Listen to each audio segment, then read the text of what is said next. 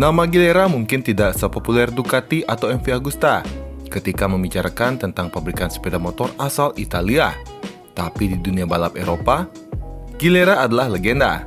Ia adalah merek tua yang sudah mencetak juara bahkan sebelum Perang Dunia Kedua.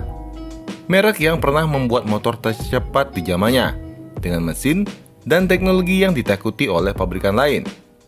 Well, di video kali ini saya akan membahas sejarah Gilera dan motor-motor apa saja yang menjadi legenda. Tapi sebelumnya, jika kalian suka konten-konten seperti ini, silahkan tekan tombol like, subscribe, dan nyalakan loncengnya agar mendapatkan notifikasi terbaru dari Otopet.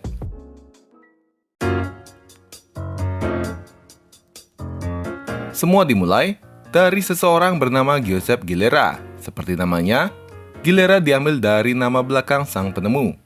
Giuseppe mendirikan perusahaan motornya sendiri pada tahun 1909 saat ia masih berusia 22 tahun di dekat Milan, Italia. Wah, umur 22 tahun kita masih ngapain aja ya? Ini orang sudah bisa bikin perusahaan. Kalau kalian kira ia berasal dari keluarga kaya, kalian salah besar. Giuseppe berasal dari keluarga yang sederhana. Ia bersekolah di teknik mesin biasa, bukan sekolah elit. Dan sejak remaja, ia sudah bekerja sebagai montir di beberapa bengkel dan salah satu perusahaan yang paling berpengaruh bagi Giuseppe ialah saat bekerja di salah satu bengkel resmi merek sepeda motor paling tua di Italia, Bianchi. Hingga akhirnya ia memberanikan diri untuk membuat perusahaannya sendiri. Di sini kita harus belajar. Perintis punya harapan untuk bisa jadi besar, meskipun persentasenya nggak sebesar pewaris. Cuma, pastikan perintis sukses ini adalah salah satu dari kalian. Ia berhasil merancang motor pertama di bengkel kecil miliknya. Ia mendesain sendiri motor ini dan dikerjakan tanpa menggunakan mesin canggih seperti pabrikan besar lainnya. Uniknya, ketika motor kebanyakan memakai mesin 250 dan 350 cc, Giuseppe membuat Gilera dengan perhitungan yang berbeda sehingga mendapatkan kapasitas mesin yang aneh di 317 cc. Motor ini pakai side valve dengan konstruksi mesin yang sangat sederhana. Ia punya tenaga yang cuma 7 HP, lebih kecil dari motor 250 cc kebanyakan kala itu. Motor ini diberi nama Gilera VT317. Ia mampu melesat hingga kecepatan 50 km per jam dengan bobot kendaraan yang cuma 75 kg aja. Meski secara spesifikasi motor ini berada jauh di bawah kompetitor, namun kelebihan yang dimiliki ialah mesinnya tidak cepat overheat, cocok buat dipakai untuk perjalanan jauh, dan bisa menyesuaikan dengan cuaca Italia yang panas. Pada tahun 1911, Giuseppe memindahkan bengkelnya ke Arcor yang terletak di dekat sirkuit Monza. Lokasi yang sangat strategis karena memang Giuseppe menginginkan Gilera masuk ke arena balap. Untuk bisa masuk ke arena balap, Gilera butuh modal dan juga motor yang mumpuni. Jadi deh, motor pertamanya VT317 pun diproduksi secara massal, namun dengan jumlah yang sedikit karena keterbatasan modal dan pegawai. Gilera juga dibuka sebagai bengkel untuk memperbaiki motor-motor dari merek lain buat nyari tambahan. Dan setelah punya uang yang cukup, Giuseppe mulai mengembangkan mesin dari 350cc hingga 500cc. Dan akhirnya, Gilera 500 Otto Buloni adalah motor 500cc pertama mereka yang siap untuk dipakai balapan dan rampung pada tahun 1920. Motor ini memiliki kapasitas 500cc single silinder 4 tak OHV dengan tenaga sekitar 17 hingga 20 HP. Ia memakai transmisi 3 percepatan manual dengan bobot yang mencapai 140 kg. Motor ini bisa digeber hingga kecepatan 120 km per jam. Kala itu kecepatan segini udah sangat kencang nih, terutama bagi motor 1 silinder. Dengan motor ini, Giuseppe mendaftarkan Gilera untuk mengikuti beberapa balapan lokal seperti sprint race, hill climb, dan endurance. Performa motor ini cukup kompetitif, yang membuat nama kecil Gilera mulai dikenal orang. Pada tahun 1920, Otto Buloni diturunkan di ajang kompetisi yang lebih bergengsi, seperti Targa Florino Motorcycle dan Gran Premio delle Nazioni, dengan hasil yang cukup memuaskan. Ia beberapa kali naik podium meski tidak mendominasi, karena kala itu, pabrikan lain mulai turun balapan dengan motor multisilinder. Sehingga, hal ini memaksa Giuseppe dan tim berpikir keras untuk menciptakan motor yang lebih kencang lagi. Cara satu-satunya ya bikin motor dengan mesin multisilinder juga. Cuma, mengembangkan motor multisilinder tidak semudah mesin satu silinder, dan pasti perlu uang yang banyak untuk itu. Nah, sebagai penggalangan dana, Gilera memperkenalkan 500 VL sebagai penerus dari Otto Buloni. Motor ini masih satu silinder, 500 cc OHV, namun dengan performa yang lebih ditingkatkan. Pada tahun 1933, Gilera memperkenalkan motor baru yakni 500 SS atau Freccia Rossa. Motor ini juga adalah amunisi Gilera dalam mengumpulkan dana untuk riset motor balap. Ini adalah gebrakan pertama Gilera karena motor ini benar-benar cepat. Ia aerodinamis, rangka lebih ringan plus mesin lebih kencang. Sehingga 500 SS sering dipakai oleh Gilera, bahkan dipakai oleh private team untuk mengikuti balapan.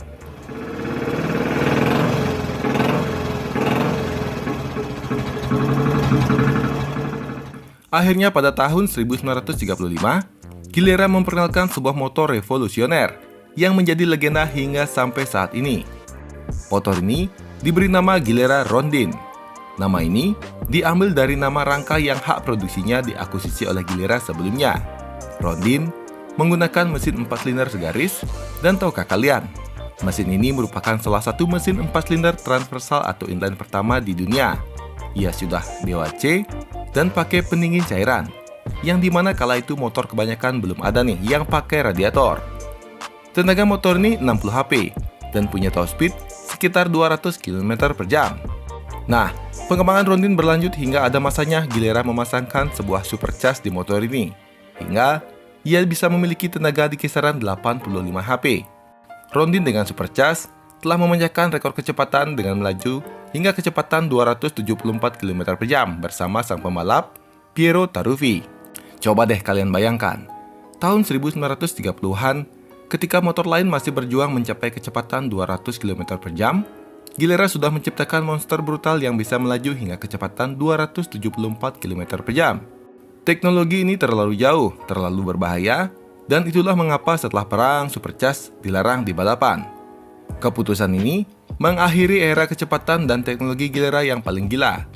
Kalian bayangin lagi deh, ngebut sampai 274 km per jam dengan motor yang masih pakai rem trobol dan ada kemungkinan mesin ini meledak karena terlalu panas. Pasti butuh nyali yang luar biasa untuk bisa mengendarainya. Namun bagaimanapun juga motor ini sangatlah penting bagi Gilera karena membuat ia dikenal sebagai pionir teknologi 4 silinder di Eropa. Motor ini juga dinobatkan sebagai motor yang paling canggih yang pernah dibuat sebelum era Perang Dunia Kedua. Di era tahun 40-an juga Gilera Saturno diperkenalkan. Motor ini dibuat untuk mengikuti balapan lokal. Massimo Masserini memenangkan balapan di Targa Florio menggunakan motor ini. Dengan tenaga mencapai 22 HP, Saturno dengan mudah digeber hingga kecepatan 185 km per jam. Cuma, untuk balapan tentu ia sudah dimodifikasi lagi. Rondin dan Saturno membuka jalan bagi Gilera dalam memenangkan banyak sekali perlombaan setelahnya. Dan pasca Perang Dunia Kedua, Gilera memperkenalkan 504C atau Quarto Cilindri pada tahun 1950. Dan langsung memenangkan balapan pertamanya di ajang paling bergengsi, yakni FIM Grand Prix Motorcycle Racing World Championship bersama pembalap Umberto Massetti, yang sekarang balapan ini adalah MotoGP. Di era tahun 1950-an, Gilera 504C adalah monster yang tak terkalahkan. Mereka memenangkan 6 gelar juara dunia di kelas 500cc di tahun 1950, 52, 53, 54, 55, dan 1957. Bayangkan, selama hampir satu dekade motor 4 silinder ini menguasai dunia, mengalahkan teknologi dari Inggris, Jerman, bahkan rival sekampungnya MV Agusta.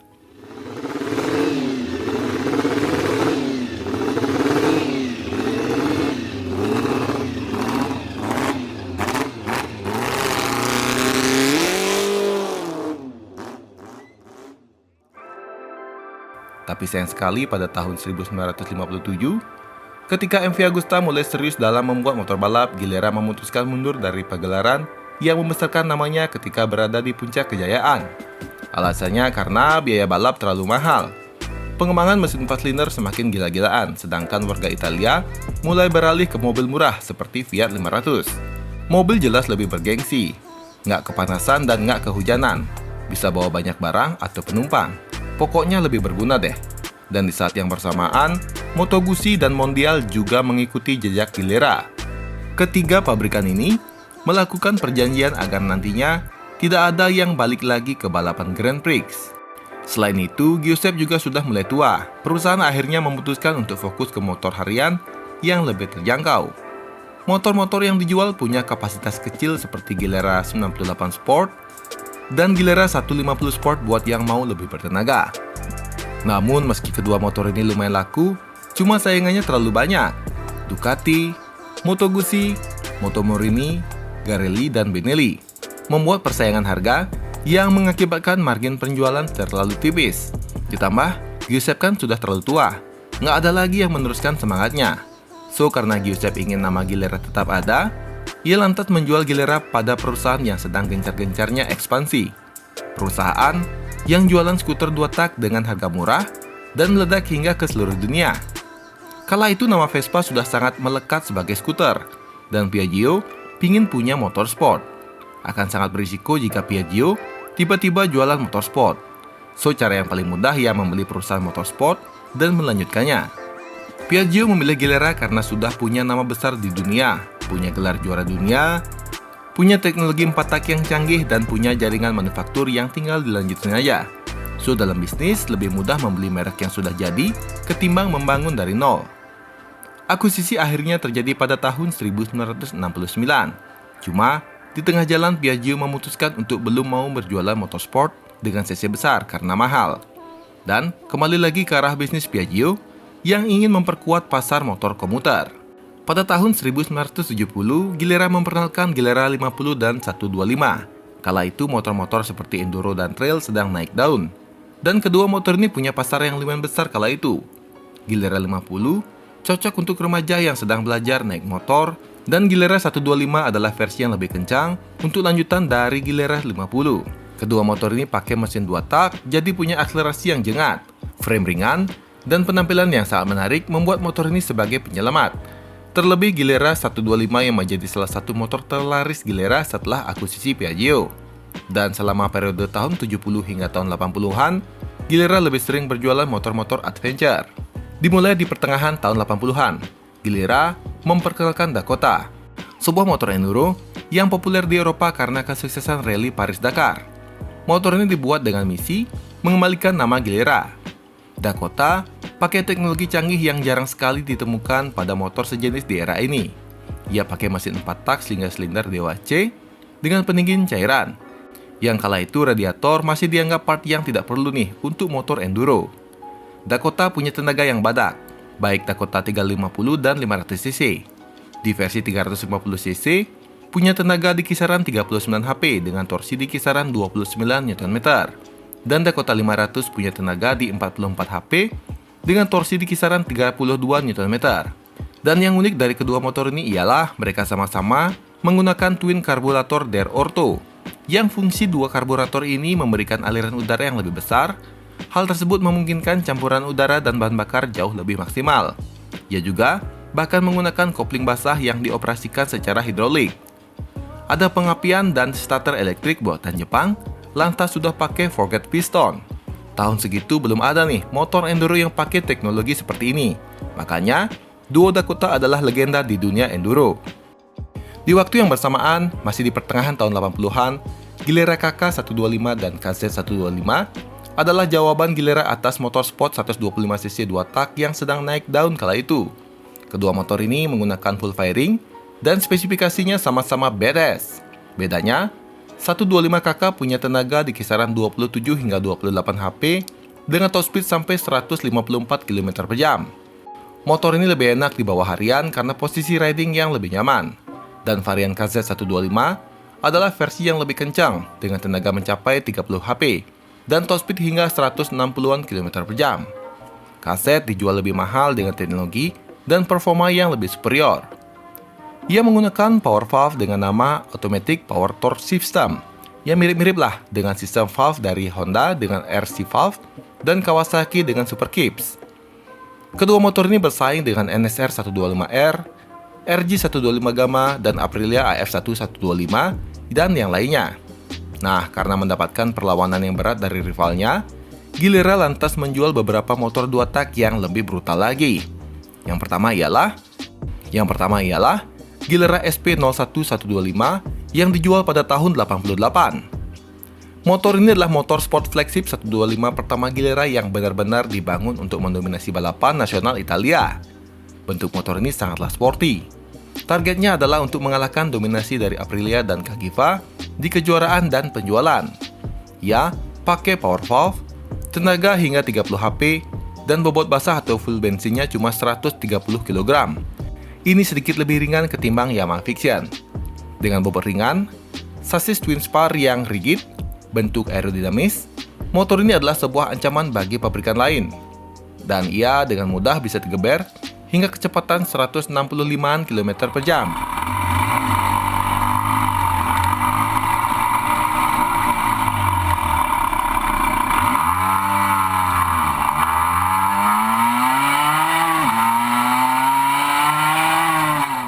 Tapi Gilera tuh sepertinya nggak puas. Pada tahun 90, ia memperkenalkan SP02125 yang merupakan versi upgrade dari SP01. Secara mesin tentu ada peningkatan, tapi yang jelas SP02 dibuat lebih track ready. Intinya, ketika turun dari dealer motor ini sudah bisa diajak balapan, yang artinya ia lebih race oriented. Tapi sayang sekali, meskipun kedua motor ini kedengarannya punya performa yang brutal, faktanya nggak ada catatan kemenangan yang ditorehkan ketika harus melawan motor baru Aprilia dan Cagiva, yakni Aprilia RS125 dan Cagiva Mito, yang tentunya di atas kertas kedua motor ini lebih superior lagi. Puncaknya pada tahun 93, Gilera memperkenalkan GFR 125 menggantikan SP02. Tenaganya sampai 34 HP, pakai rangka aluminium dan monoarm serta shock depan upside down. Cuma sayangnya karena masalah regulasi, membuat ini adalah motor sport 125cc 2 tak terakhir dari Gilera. Hal ini membuat Gilera melanjutkan fokusnya untuk membuat motor-motor trail dan adventure. Gilera RC600C dan RC600R adalah dua line-up Gilera yang dijual sejak tahun 91 hingga tahun 97. RC600C adalah motor enduro dengan mesin 600cc single silinder DWC yang punya tenaga sampai 53 HP dengan torsi di kisaran 51 Nm. Untuk tipe R, memiliki penampilan lebih ke dirt bike dengan mesin yang sama. Motor bergaya enduro dan trail di tahun 90-an jarang sekali punya kapasitas mesin sampai 600cc. So, kedua motor ini menjadi motor yang lumayan disegani. Tenaganya brutal, namun ringan, membuat nggak semua orang nih bisa mengendalikannya.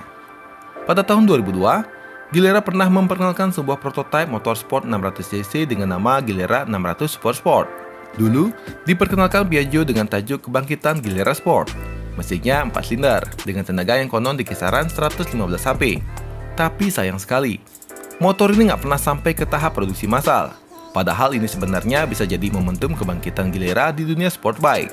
Sayangnya Piaggio saat itu sedang berada dalam kesulitan ekonomi dan lebih fokus merapikan lini skuternya aja. So, harapan Gilera untuk kembali memproduksi motor 4 silinder ya sudah sirna. Memasuki awal tahun 2000-an, Gilera tidak lagi menjual enduro dan dirt bike akibat pasar yang semakin sempit. Semakin banyak saingan berdatangan, terutama dari pabrikan Jepang dengan motor awet yang punya harga murah. Gilera perlahan berubah menjadi merek yang hanya fokus pada skuter. Dan anehnya, justru dari sinilah lahir motor Gilera yang terbilang sukses di pasaran. Nah, beberapa skuter andalan Gilera di tahun 2000-an ialah Gilera DNA. Saya sudah pernah bahas motor ini di video lain. Intinya motor ini adalah skuter matic yang terperangkap di bodi motorsport. Pasarnya untuk orang yang mau tampil gaya tapi nggak bisa nih bawa motor manual. Terbukti, motor ini lumayan laris dengan beberapa pilihan mesin. Lantas ada juga nih tipe runner yang merupakan skuter dengan penampilan yang sporty. Di beberapa varian, baik DNA dan runner menggunakan mesin yang sama. Di Eropa, runner sangat digemari. Bahkan runner adalah tulang punggung Gilera kala itu. Di kelas yang lebih bergengsi ada Gilera Nexus. Nexus masuk ke kelas maxi scooter dengan beberapa pilihan mesin seperti 125, 250, 300 bahkan 500 cc. Penampilan motor ini sporty dengan bodi yang serba lancip. Di kapasitas 125, 250, dan 300 menggunakan platform yang sama, dimensi bodi sama, dan suspensi pun juga identik, bedanya ya di permesinan aja. Kecuali Nexus 500 memiliki sasis yang lebih kokoh, radiator lebih besar, dan pengereman lebih advance dan suspensi juga yang lebih rigid. Untuk menaikkan penjualan, Piaggio diam-diam memerintahkan Gilera untuk meriset mesin 2 tak 250cc yang akan dipakai dalam ajang balap. Meski dulu Gilera punya perjanjian dengan Moto Guzzi dan juga Mondial, tapi Piaggio menganggap perjanjian itu kan udah usang, udah lama. Dan kini kepemilikan Gilera berada di bawah Piaggio. Motor balap prototipe ini pun akhirnya rampung pada tahun 2006. Gilera tiba-tiba balik lagi ke ajang balap MotoGP di kelas 250cc 2 tak dengan pembalap Marco Simoncelli. Dan dalam waktu 2 tahun, Gilera bersama Simoncelli berhasil menjadi juara dunia di kelas tersebut. Yang menjadikan ini adalah trofi pertama Gilera setelah hampir 50 tahun mundur dari kelas Grand Prix. Dan setelah regulasi berubah menjadi 600cc 4 tak di kelas Moto2 pada tahun 2010, Gilera kembali mundur dari kejuaraan. Udah capek-capek riset motor 250cc 2 tak dan jadi juara, regulasi berubah. Ada satu skuter Gilera yang menarik perhatian saya. Diperkenalkan pada tahun 2007, namanya CP800. Ia menjadi skuter paling brutal dan paling kencang yang pernah dibuat. Gilera ingin tampil lagi. Ini adalah wow effect yang berhasil. Karena kan siapa yang sangka, ada motor skuter, tapi mesinnya 800cc. Mesinnya sendiri punya kubikasi 839cc V-twin dengan tenaga hingga 75 HP. Meskipun bobotnya sampai 235 kg, tapi motor ini dengan mudahnya mampu menembus top speed di angka 200 km per jam. Cuma karena motor ini harganya mahal, produksinya cuma sebentar dan nggak ada kelanjutannya lagi. Selain itu, faktor regulasi yang semakin ketat membuat tak ada lagi kelanjutan dari GP800. Padahal seru juga tuh kalau ada skuter segede ini dengan suara yang mirip Harley Davidson.